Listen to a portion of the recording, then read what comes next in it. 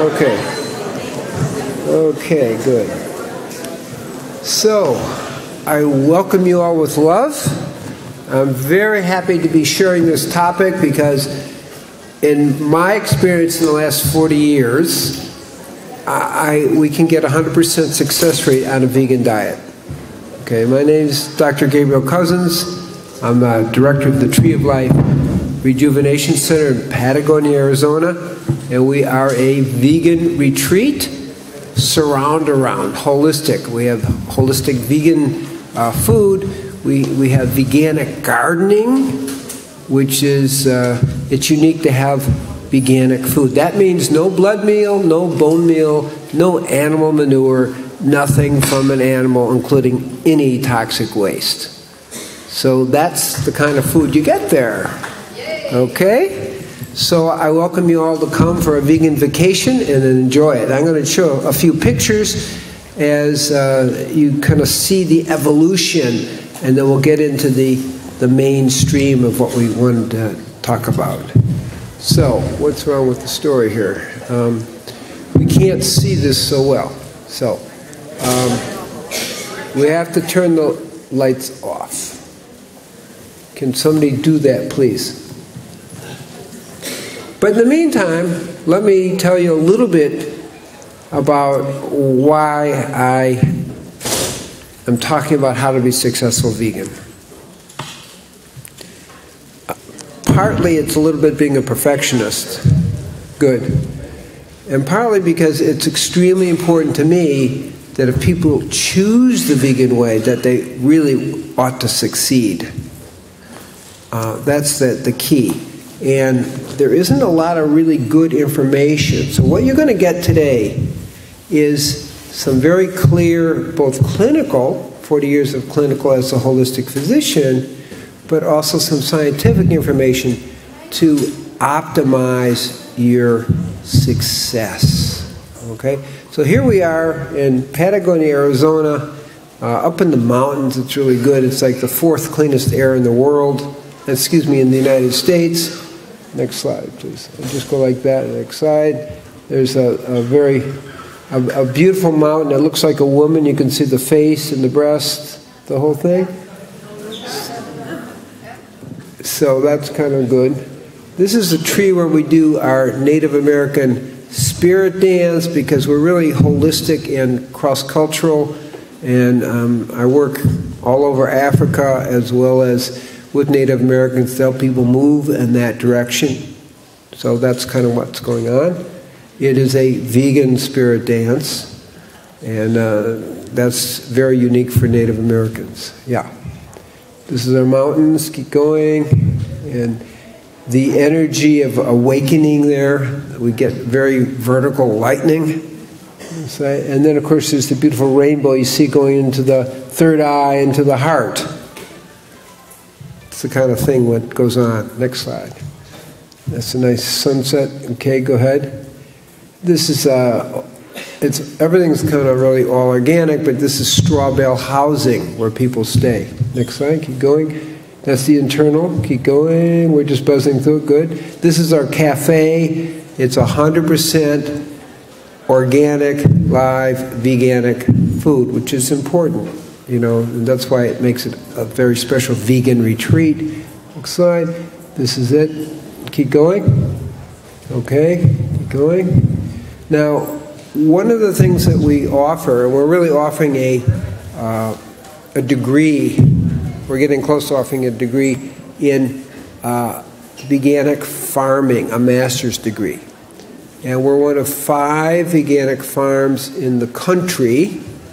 And again, as I explained, it's all nothing from an animal. And sometimes we forget about it. I don't want to make people feel bad, right? But think about blood and bone meal. That's like really the infective, you know, and let's say core of the animal's soul. It's like we don't really want any part of that. So the veganic farming is about that. Keep going. This gives you an idea. We produce about 10% more per acre than organic farming. Organic farming produces about 10% more than commercial farming. And GMO farming, just to get the details right, is between 4% to 10% less than commercial farming. That's the data that's really out there. They kind of, oh yeah, we're helping it to help people. Are you kidding me? It's for the crop. It's for soybeans and for crop foods, you know, for the animals. But the fact is, their production rate is really less, not more. So it's kind of a little bit of a lie out there. But we're getting that 10%. And the other quality is that the food itself can measure, let's say, a higher, it isn't just a vibration rate, mineral content with the veganic farming. So there's no myth about it. It's very direct that the veganic farming, really, the way we do it, has a higher concentration of minerals. Our wheatgrass lasts, you know, once it's squeezed, will last a week. Usually it's going to go in 5 minutes.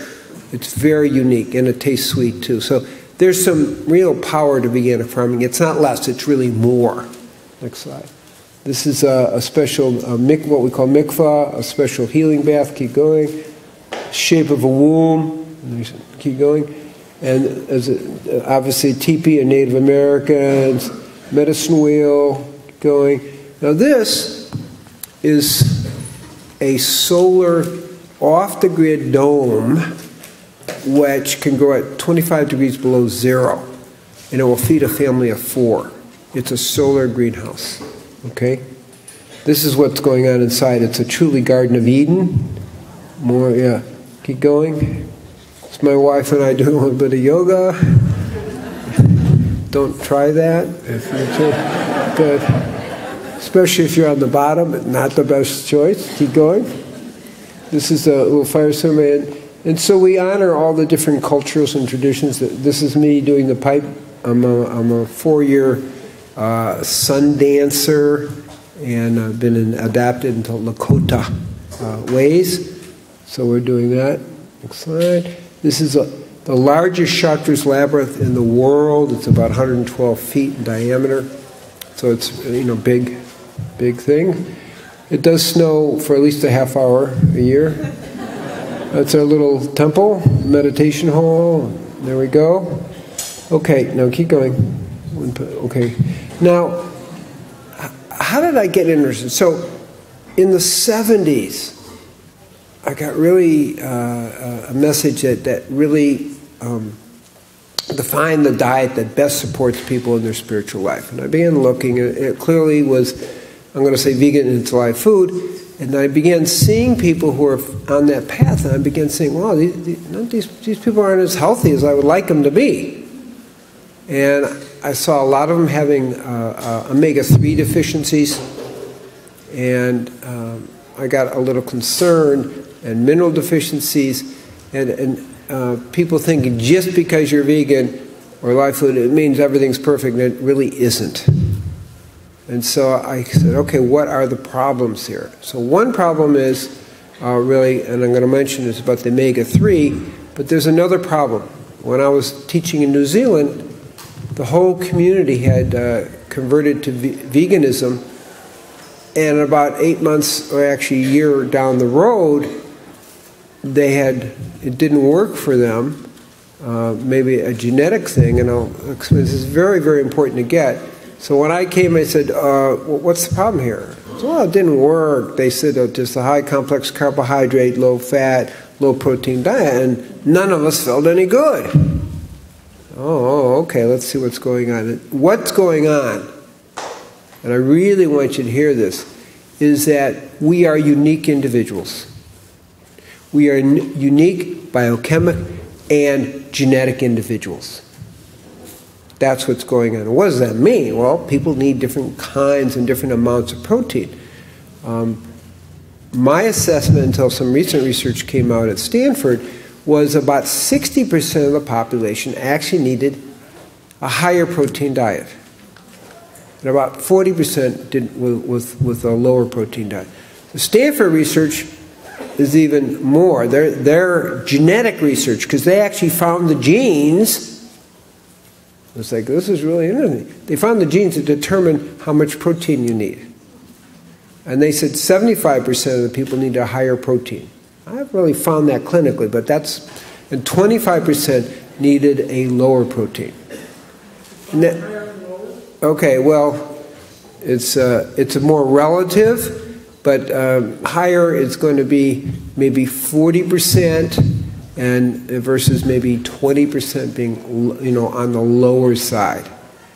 And there is some variations in that, because it could be more or less. I don't see it less than 20% when I call lower, but lower could be 20, 25%, and higher could be 50 to 60%. And there's a spectrum in between. Percent of calories? Yes. Okay. Well, let's put it in grams because it's easier. 20 grams of protein would be the low side. And incidentally, that's what I eat. I don't really need. My type is very much a lower protein diet. So I average 26 grams of protein. It's not a lot. And up to 50 or even up to 70 grams on the high side. There is a variation. I really want you to just kind of get that. Now, the key is there is a variation. And if you're a person who needs a higher amount of protein, and you're doing that lower protein, 20 to 30 grams, in the end of the day, you won't do so well. Now, this is genetics. You can blame it on your mother, okay? It's in the mitochondria, which are the energy factories in the cell. It's not your DNA, it's a separate set of DNA, and it only comes from the mother. And what we're looking at is that determines how you make energy in the body. This is all straight science. It's not mythological. It's like Rome, very straight. That DNA will determine whether you can get more energy from a higher protein diet or a lower protein diet. Now that's pretty important if you want to be successful. There's a lot of people who try to be, quote, the classic, low protein, high complex carbohydrate, and didn't do well. Like this whole community in New Zealand, on the South Island. It's like, oh, wow. So I gave them my lecture on the whole thing, and some of them went back and did it in the right way, because they're clearly what we call fast oxidizers. They're needing more protein. So I'll give you a few hints to help you do that. One is the diet you're going to be attracted to, and not everybody likes vegetables, but you sit down and you're going to go towards the protein, the nuts and seeds or whatever, or you're going to go towards just a straight salad. Okay? So that's a key. But the second key is, when you eat the food, do you get more energy from it now and for the next 4 hours? So if you're a person who needs higher protein, you may get a hit from the, more of the carbohydrate, but then you need to eat in 2 hours because you're hungry. How many people know what I'm talking about? Just raise your hand, okay? So you're almost by definition a person that needs a higher protein. And it's not that complicated. The only thing that complicates it is the kind of the religious teachings that say this is the way it has to be. So once we get two principles, we're unique, our genetics are unique, and some of us will need a higher protein versus a lower protein. Some people will, like myself, I actually do need a lower protein. Don't do well eating a lot of protein. It doesn't give me the energy. So the thing is sustainability for, at least 2 to 6 hours, feeling good, steady energy the whole time. So I can eat a salad in the morning, and I don't even think about food for 6 hours. But that's me. I'm not saying that's the optimal. Please don't misunderstand it. That's classic, what we call slow oxidizer. You just don't need a lot of protein, and you're fine on a little bit more of the, the leafy green kind of cell. Does everybody understand that? It's really important. There's not a right way. That's the message. That's the single biggest mistake that people going into a vegan way and a live food way make. That's a single big mistake, is thinking there's only one way to do it. And then people get disappointed, and then they say, well, I need meat. And it's like, well, no, you need more protein. Then the next kind of question, say, well, where do you get your protein from? So there is a variation, but I look at the mini protein concentrates out there. I look at things like chlorella and spirulina and blue-green algae and hemp protein concentrates and rice protein concentrates, and it goes on. There's all kinds of good quality food out there, and nuts and seeds. That if you're going to have a salad, because we're all going to have a salad, then you take these seed pâtés or just the raw soaked seeds, and you have a larger amount of them. And if you're a person like me, you have a smaller amount of them. It's really not that complicated, and that's why I hesitated when I said, well, how many grams? Well, it's not quite that way. You kind of look at on your plate and you say, okay, great, I need nuts and seeds, that's fat, that's protein, and I'm looking at sustainable energy. Does that make sense what I'm saying? And it's really simple. Biggest mistake is getting that, is thinking there's only one way to do it. So that's the most important thing in the success, is knowing you're unique. Okay, so we're going to kind of go on from that, and the next thing I found, again, these are people who have been doing this for a few years, is they're often very low in their omega-3s. Okay, now the omega-3s are extraordinarily important. And I'm thinking, why is this happening? But it's clear. The emphasis has been this 10% low-fat diet. People, I'm doing the best for my health, I'm going 10%, I'm just cutting the corners and so forth.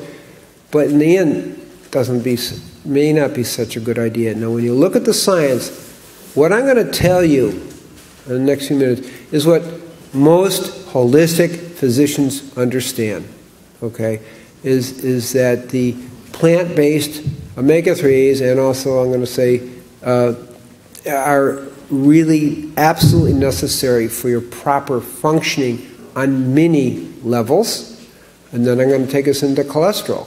And again, we have the scientific research, we have what most holistic physicians know, which is my circle of science. They actually read the literature. It's unique. People read the literature and take it very seriously. And then, so we have that, and we also have cardiologists. And they're going to tell you, so I'm going to tell you now, and I'll repeat it, the cause of heart disease is not cholesterol, it's inflammation. And I'm going to tell you something else in my new book that's coming out on diabetes. And most of you know, but I mentioned that we're in the last 120 people at the Tree of Life that we've seen, we've healed 61% of type 2 diabetes, non-insulin dependent, 24% insulin dependent, and 21% of type 1, which seems impossible to me. I always have trouble saying it, but it's true. At least our data has that. And that diet is one that I've learned a lot, and one of the key things to diabetes is not sugar, okay? It's inflammation. And to heal it, particularly what we do in 3 weeks, we have to turn off the inflammatory cycle, which drives aging, and diabetics, 3/4 of them die of heart disease, okay? It's driving the whole atherosclerosis thing, and insulin, of course, makes it much worse, incidentally. Okay, so I'm looking at that, and it's inflammation is the problem. And you see the data.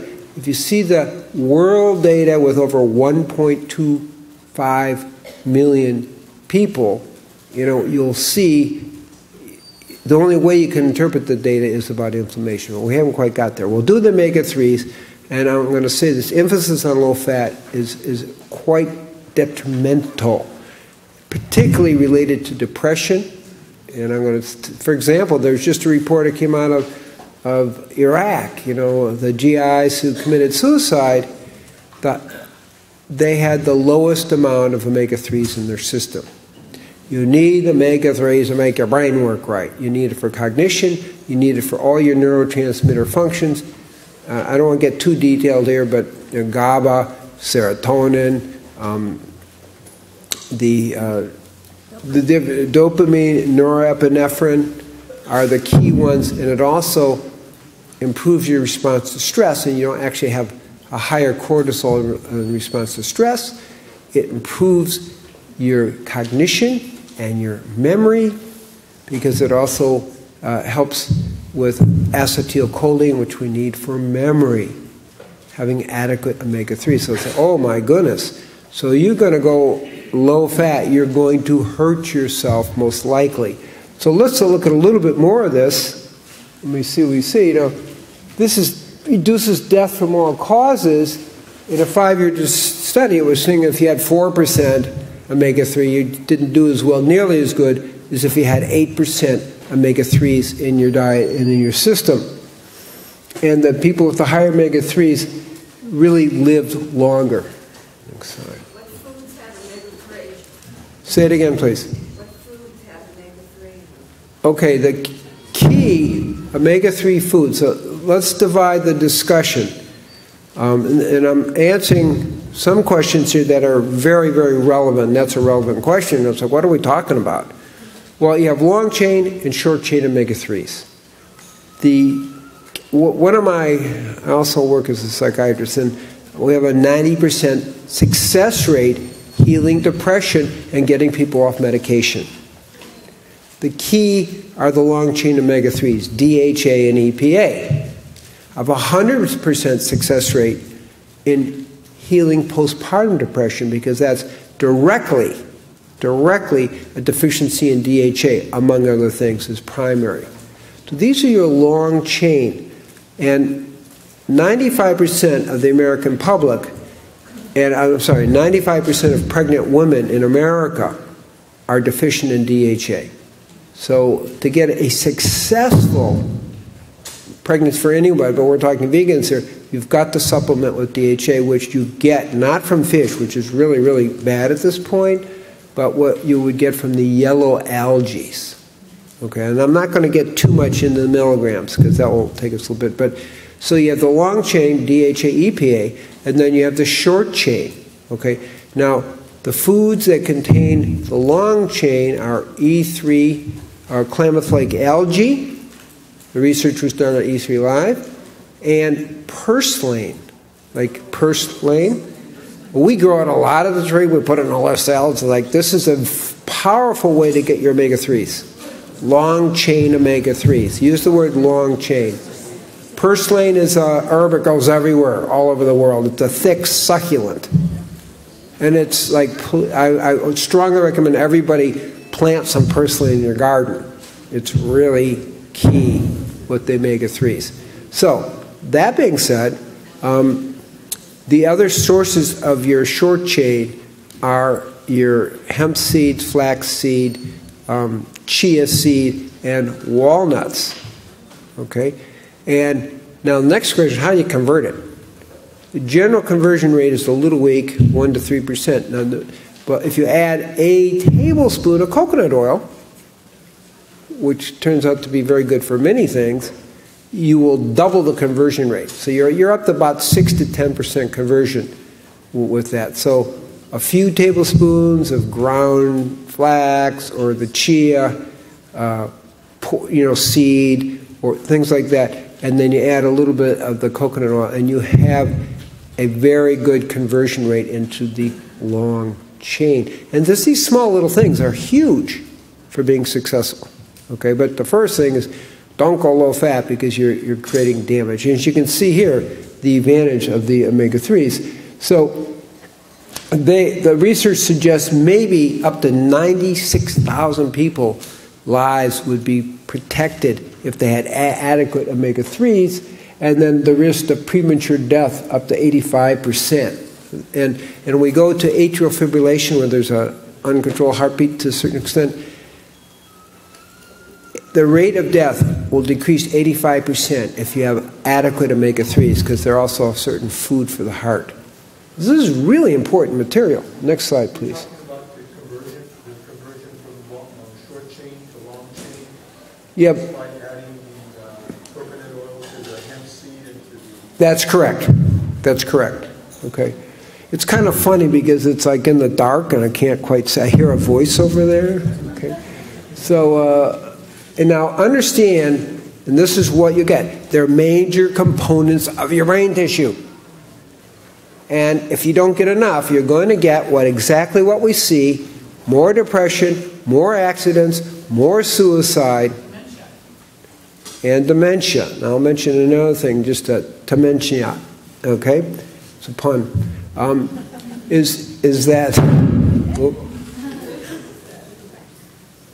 Is that we found one of the treatments of Alzheimer's disease, okay? I mean, I do a variety of things. I published a few papers on Alzheimer's. I was using the Klamath-like algae, and we got some significant reversal and some significant stoppage. And that was interesting. But recently they found that people with Alzheimer's, a certain group of those people, are glucose resistant, okay, in the brain. Insulin resistant, I mean. And they can't get glucose to get into the brain. So when they're, by accident, they found, and I say by accident, was anything by accident, but that giving coconut oil about 4 to 5 tablespoons tended to reverse the Alzheimer's. Why? Because coconut oil gets converted to ketones in the liver, and those ketones go to the brain, and they're a major brain energy food. And these people started to come out of their Alzheimer's. That's really exciting.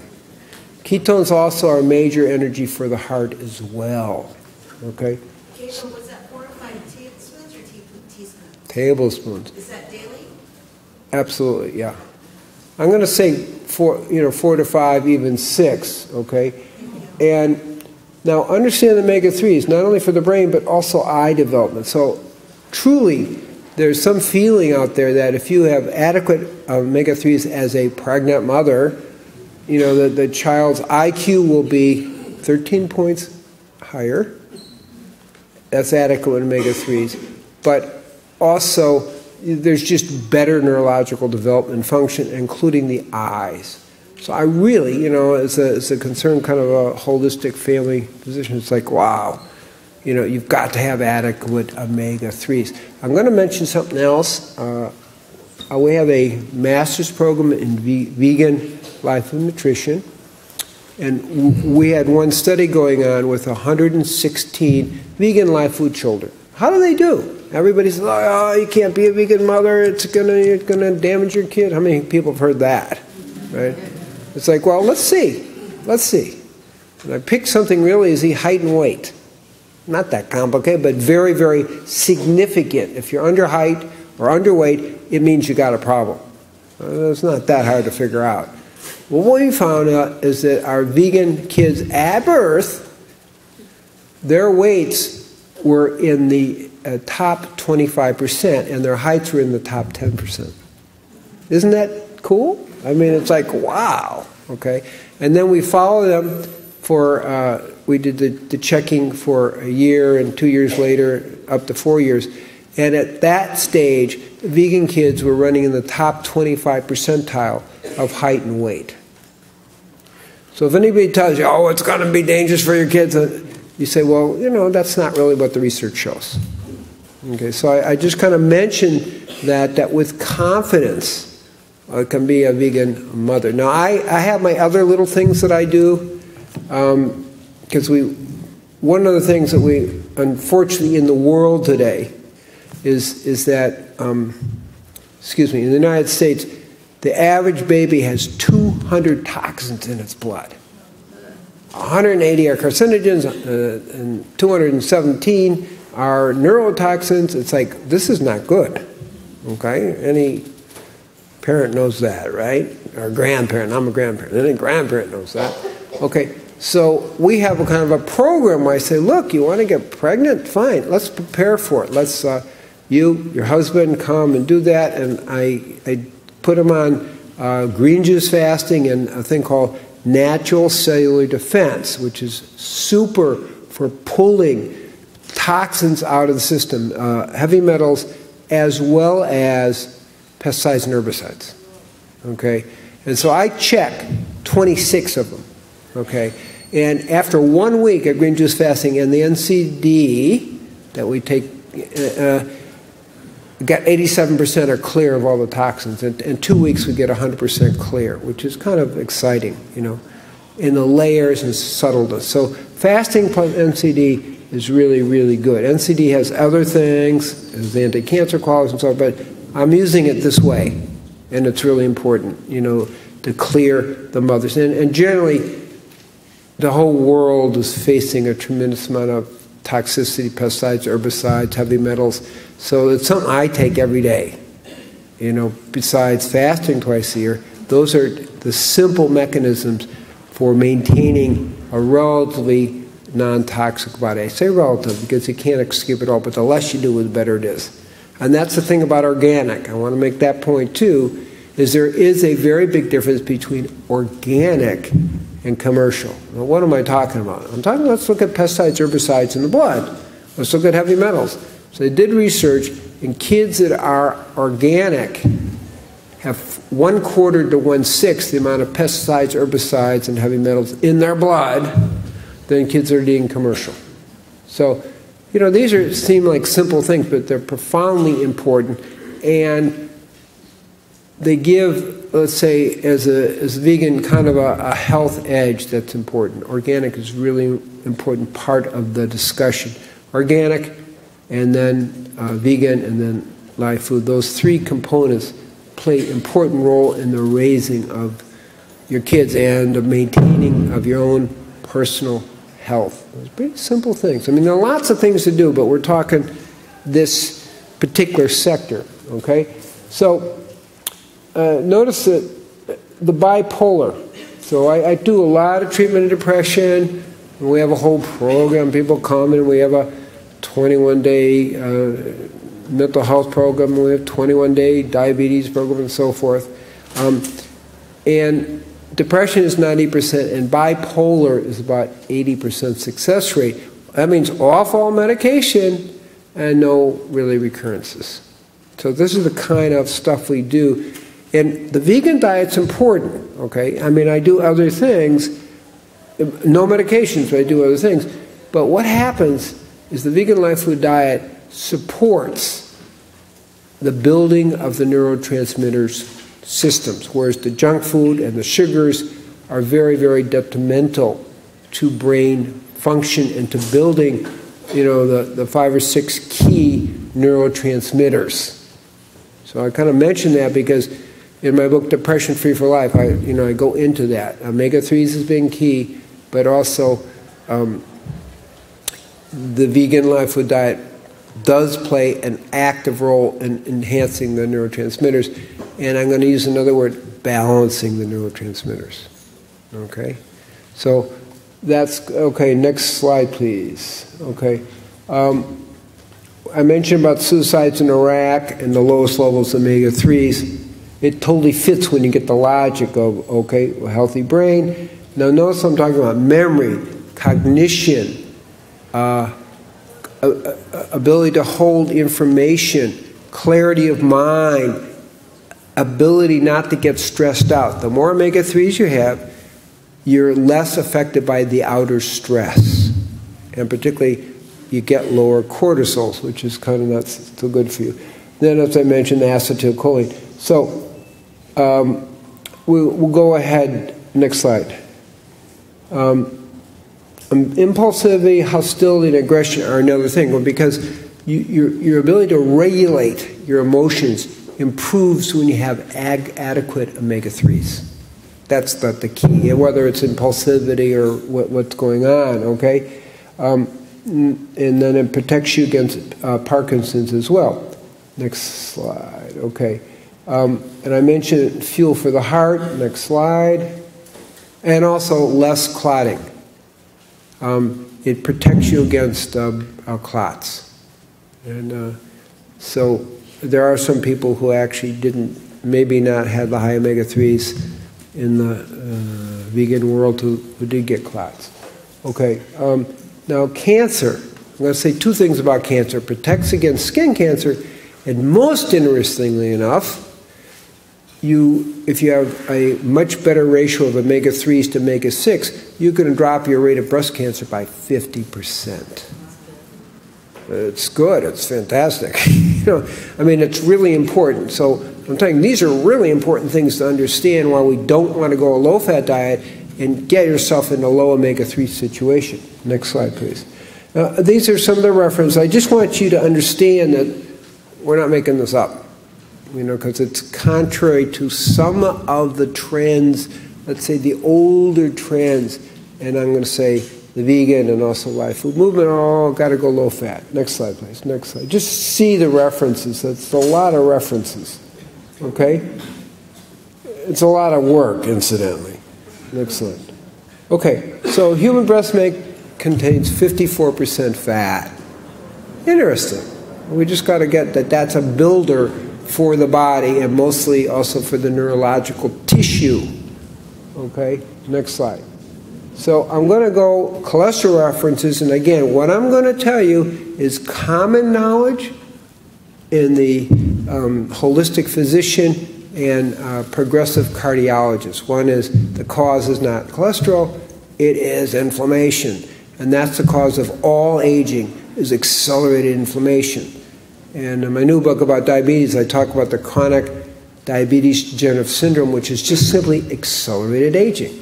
Everybody's moving in that direction, and the way you stop it is turn off the inflammation. Okay? So we'll go on now, keep going. So you got lots of references.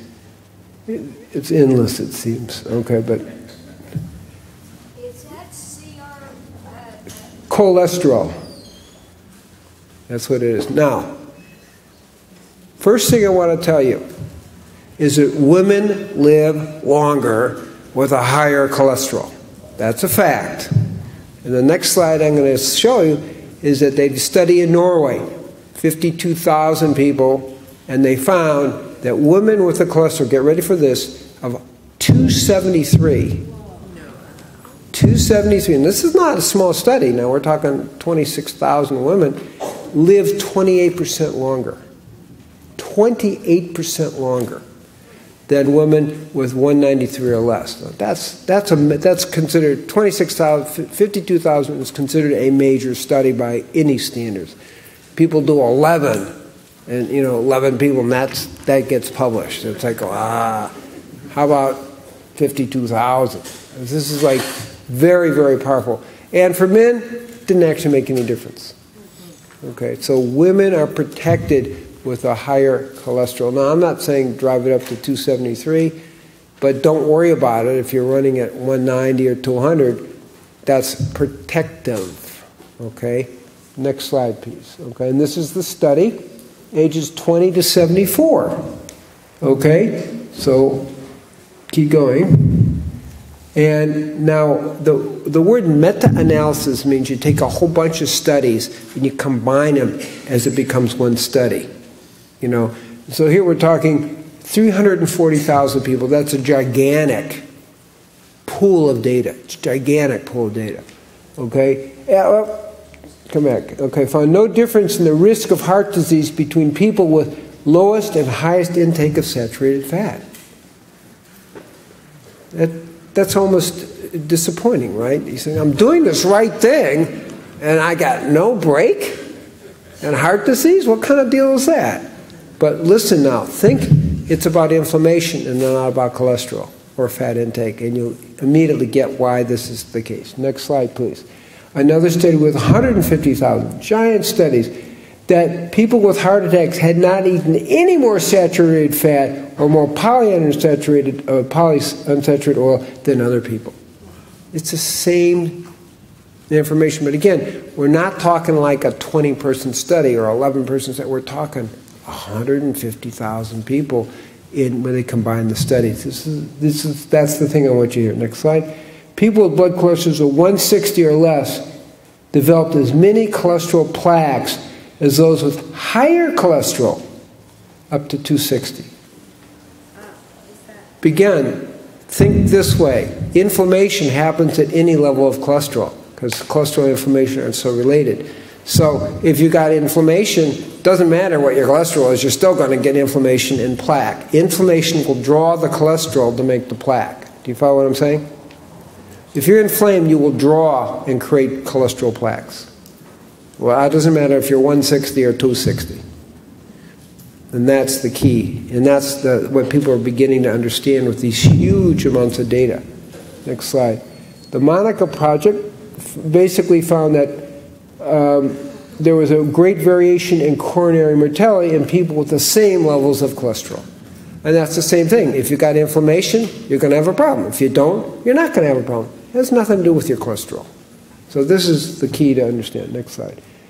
Now the French paradox, or the Luxembourg paradox, or the German paradox, is the same thing. These people had high cholesterol and lower cardiac disease.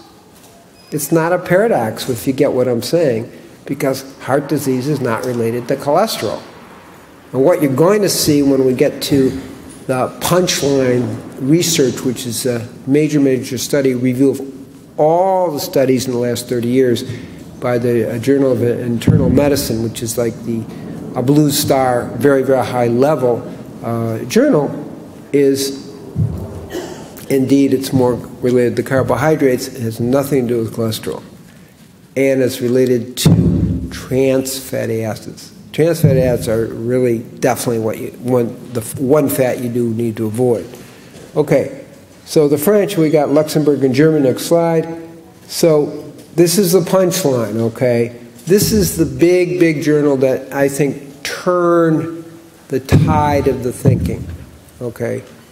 Archives of Internal Medicine, 2009, basically studied all the studies and came up with 3 conclusions. One is cholesterol has nothing to do with heart disease and cardiac mortality. That's the remarkable one. 2, carbohydrate intake does, and you'll see in a minute what that really is, and it's a little scary. And 3, I'm going to just say a diet high in vegetables was particularly protective against heart disease. And 4, trans fatty acids are particularly bad. So basically, there's all kinds of different studies, what we call cohort or randomized, and I'm not going to go into that definition, just every kind of way of looking at the picture. Basically, it all showed one thing. Next slide, please. There is no evidence to support the widespread mythical belief that's my word, mythical belief, that limiting saturated fat intake is beneficial or protective for heart health or longevity. Doesn't that kind of blow your mind? All you people trying so hard on a 10% diet, it's not fair. But, science is evolving. This is really the result of 30 years of research. And so we got to understand that what we think was right 30 years ago isn't right now. I mean, that's just the way life is, isn't it? They thought cigarettes were okay. Well, then 30 years later, it's like, it's going to cause lung cancer. So it takes time to prove these things. But I want you to hear it. I want you to know this is more and more being accepted. And of course, if you read the literature, it's really easy to accept because you got to somehow factor in science as part of it. And this is fairly, I'm going to say, unbiased. And who's that going to put out of business? Lipitor. All these are really not good for you. And so for this to come out in a major journal, it had to be so true that they said, we're not going to do this just to promote we're not going to not publish this just to promote your Lipitor business.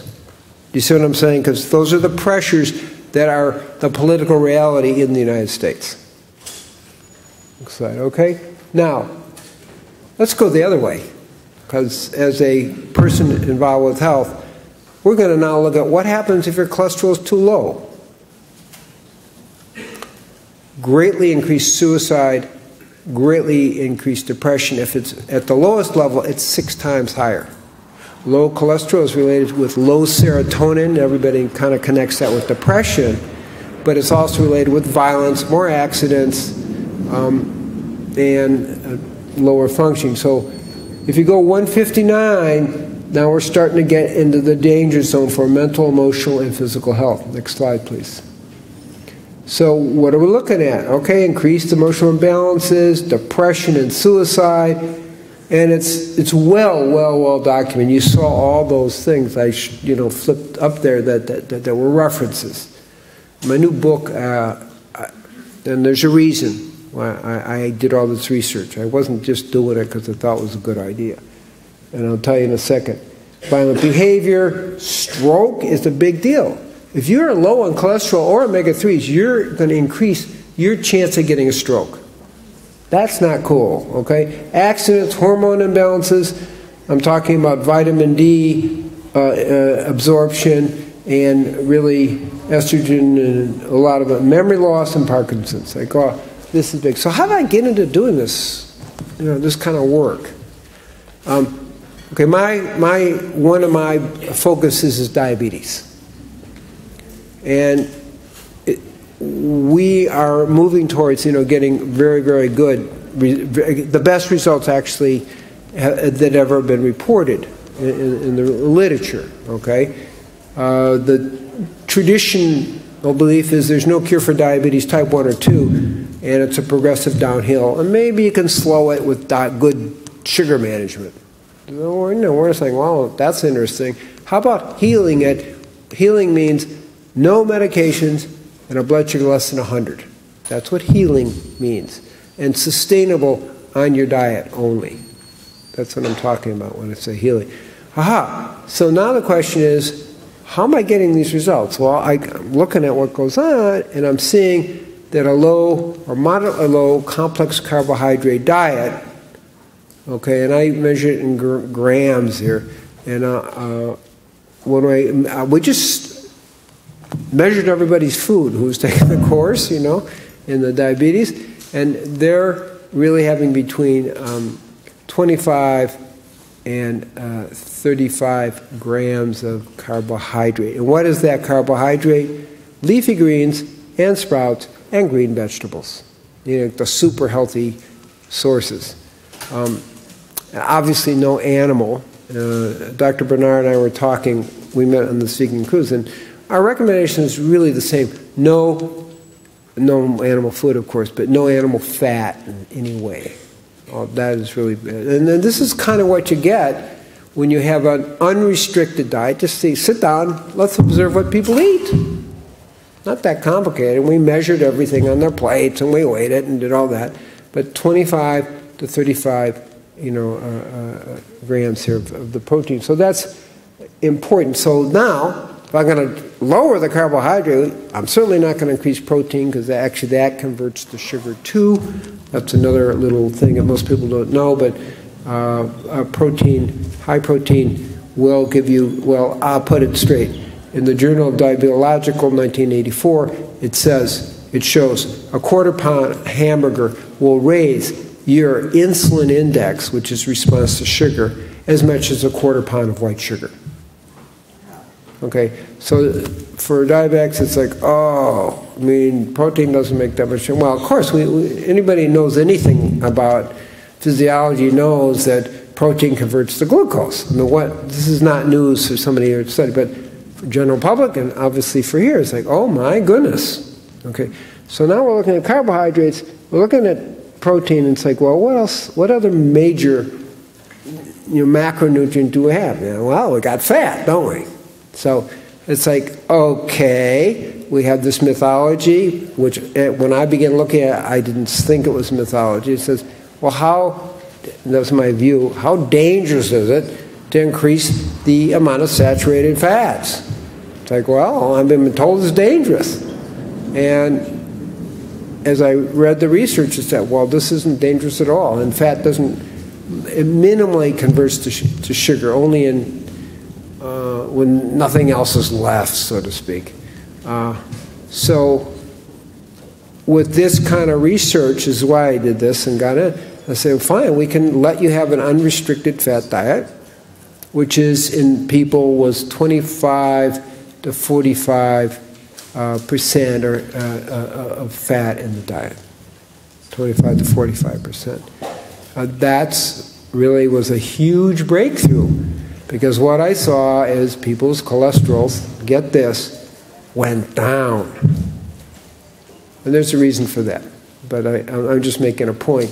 And you'll see in a minute my diet compared to the 10% low-fat diets of Esselstyn and also Ornish. And it's really interesting to see, but I want to get there in just a minute. So here we see these things. This is real stuff. That depression is very, very real. And as a psychiatrist, background, it's like, I knew that in the 60s, just you know, when I was in psychiatry residency. Okay, next slide, please. So there's a causative association with low cholesterol and depression. Low cholesterol is also associated with decreased serotonin receptors. That's really sums it up. And we'll go through the next set of slides if we can. Go ahead, next slide. Okay, keep going. Cholesterol levels were less than 25. Suicide doubled. Next slide. Next slide. Low serotonin. Again, increased suicide, accidents, and violence. The brain just isn't working right. The emotions just aren't working right. Next slide, please. Now, that's a summary. Now, I want to make one more comment. Let's go through we get to the summary of all the 900 studies on statins. Keep going. Keep going. Okay, there.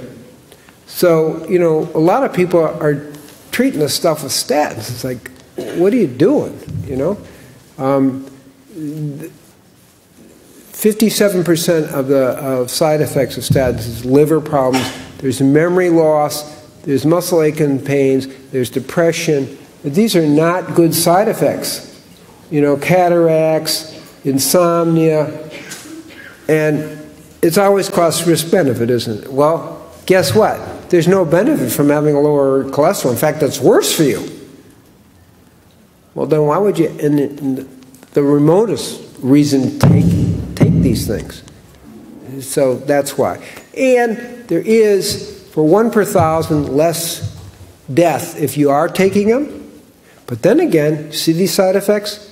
In 1 per 1,000, there's a death from taking statins. So you break even. Except you feel a lot better because you're living naturally and you're not getting something that's messing up your metabolism. Next slide, please. Just go through that. Keep going. Now, keep going.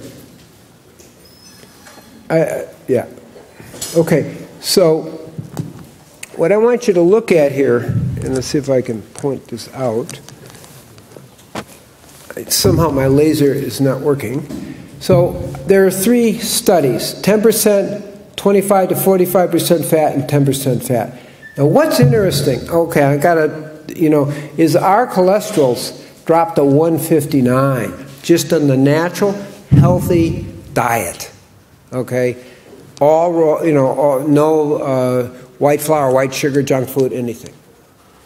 That was interesting, okay? And our triglycerides, which have been associated with heart disease, dropped to 69.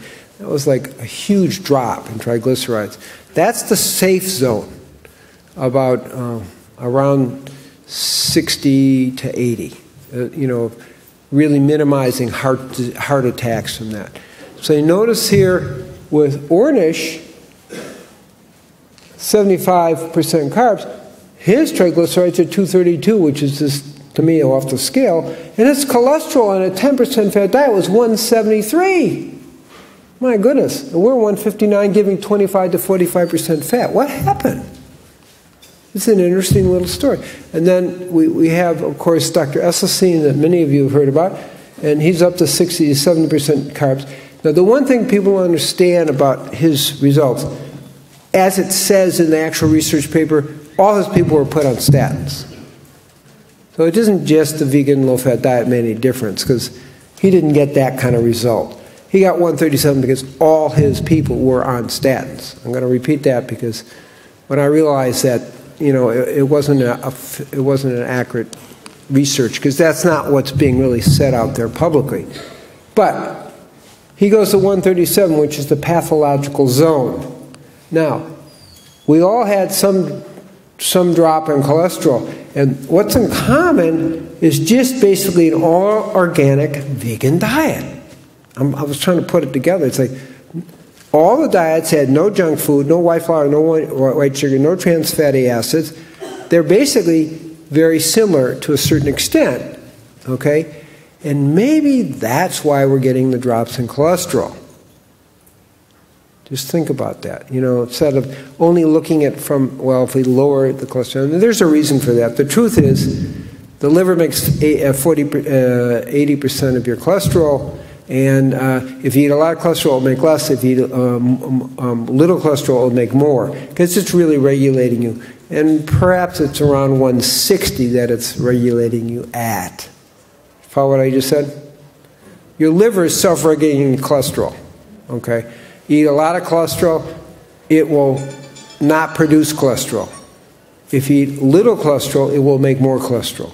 Now what the statins do is they block the cholesterol-making mechanism, which is it's pathological, it's totally allopathic. Now, I want to honor Dr. Esselstyn for giving what I'm going to call, now you're getting the point, a holistic approach, right? And the other is a allopathic approach. You got cholesterol plaque, and we're going to limit your cholesterol, and you will get results. But from a non-holistic point of view, because you're not looking at all the damage that gets created. Follow what I'm saying here? It's an important thing. What, how many? 2 minutes? Good. Okay. So do you see the concept? So what I'm recommending is a good, healthy, vegan, live food diet, 80%, that's relatively moderately low glycemic, as the diet of longevity that protects you against inflammation and will give you work with protecting disease in all levels. And it will make you very, very successful as a vegan. So just to summarize it up, just go a little bit further. Let me see. Okay, keep going, keep going, keep going. Yeah, this is sugar, and I'm not getting into sugar here, but it's enough. I'm going to explain the sugar thing. No, actually go back. I'm sorry. There's one piece of data. Basically, the data is this. The average optimal blood sugar is 70 to 85. Okay? If people have a blood sugar, fasting blood sugar of 88 or more, there's a 247% increase in heart attacks. That says it all, doesn't it? Okay? And I have lots of data showing the higher your blood sugar, the more heart disease, more heart attacks, more stroke, more cancer, because cancer cells love glucose and fructose. They love it. How much do they love it? 10 to 50 times more than other cells. And fructose is 10 times more than glucose. So that's another reason for going low glycemic, meaning no low fructose or glucose, keeping that to a minimum. Doesn't mean you don't have fruit. The safe zone is 15 to 25 grams of fructose, what you get with, a few pieces of fruit a day. So it's not like saying cut out fruit. I'm not saying that. But the average American gets 81 grams, which is way off balance. But we'll keep going here. I want to get to the final statement, okay, is simply this. Vegan, each generation has a medicine that's given to them for the healing of the generation. And veganism, from diabetes to cancer to heart disease, and really food production, prevention of animal cruelty, and it goes on, as we know, ecological protection is the diet, is the medicine for this generation. And so what I'm saying is the holistic veganism is the treatment for now, the medicine for now and for the future. And if you follow the simple advice that I've given you, make it personal to your constitution, make sure you're getting enough fat in your diet to make your brain work, and I'm going to mention high minerals, and keep your sugar moderate low, you're going to decrease inflammation and live a very long and healthy life. Blessings to your health and well-being and to your spirit. Amen.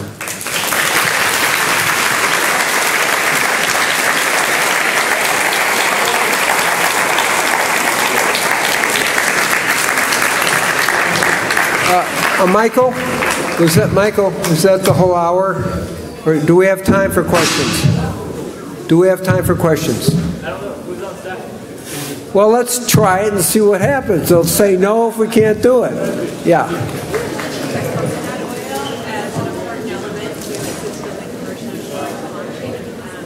Yes.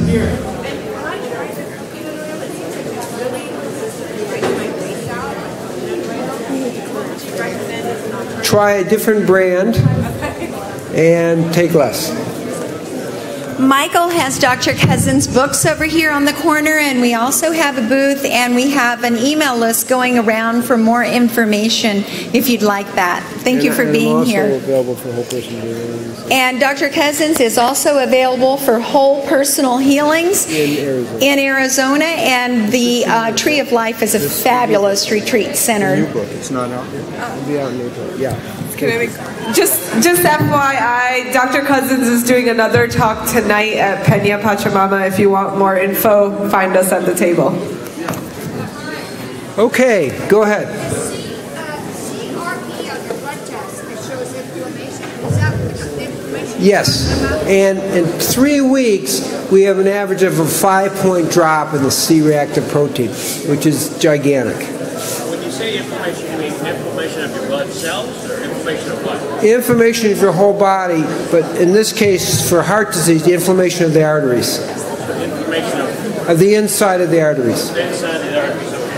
Okay. Can you speak about tests? How you test for like omega-3s? There are special companies that you have to get to test for the omega-3s to measure it. But they do, it's available, it's more on the East Coast. And I actually don't have that reference in my mind. What's the name of the book? The name of your book? There is a Cure for Diabetes, 2nd edition. The other thing is cholesterol. Like my son, he's autistic and his cholesterol is like 100. He's being told that that's like great. He does have a lot of behavior and aggression and stuff like No, you need to get it up. I would give him, that's really low. that. But he eats a whole bunch of dairy and Yeah, just give him coconut oil, that will help raise it. Coconut oil helps raise cholesterol. I'm surprised you were saying beans and legumes, none of that. Is there, I mean, because that doesn't raise your blood sugar. I know it has carbs in it. No. That's the second phase of my dietary thing. Oh. So in The first phase, no fruit, no grains, beans, and legumes, because they're more of a protein thing. I just use nuts and seeds. But Phase 1. okay. And then after that, we add the grains and beans and legumes. So that's basically if someone has real problems is phase 1. If you're not in real problems, you could be in phase 2. 1.5, yeah. And that's beans and legumes, phase 1.5. Okay, thanks. How do you cure Until your blood sugar is totally normal. How do you cure type 1 diabetes without insulin when the pancreas does not produce insulin anymore and we need insulin in order to get the sugar let me out give of the you a blood? hint because it's a long explanation. 88% of type 1 diabetics do produce insulin. A little bit, but they do produce. Produce. That's it. That's the answer. Yeah, produce. 88% are producing insulin. So you're saying that can increase by changing the way the Well, no. But that's enough? You're By saying- regulating your diet with low sugar, you match the insulin. There's more to it than that.